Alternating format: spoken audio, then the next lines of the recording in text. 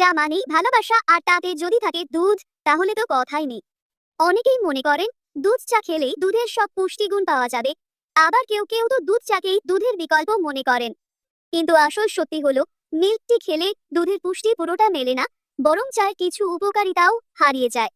আজকে জানবো এর পিছনের আসল বিজ্ঞান, আর তারা মিল্ক টি থেকে উপকারের চেয়ে বেশি ক্ষতি পেতে পারেন। চায়ে আছে পলিফিনলস, শক্তিশালী অ্যান্টিঅক্সিডেন্ট, যা শরীরের কোষকে রক্ষা করে, হৃৎপিণ্ড সুস্থ রাখে, এমনকি হাড়ও মজবুত করতে সাহায্য করে। আর দুধে আছে ক্যালসিয়াম আর প্রোটিন, যা হাড়, দাঁত, পেশির জন্য দারুণ উপকারী। তাহলে দুটো একসাথে মানে কি সুপার ড্রিঙ্ক? উত্তর হলো না।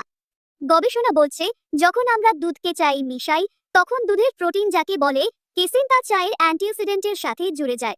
এর ফলে চায়ের গুণাগুণ নষ্ট হয় এবং দুধের প্রোটিনও পুরোপুরি পাওয়া যায় না। চায়ের মূল স্বাস্থ্য উপকারিতা আমরা নিজেরাই নষ্ট করে ফেলি।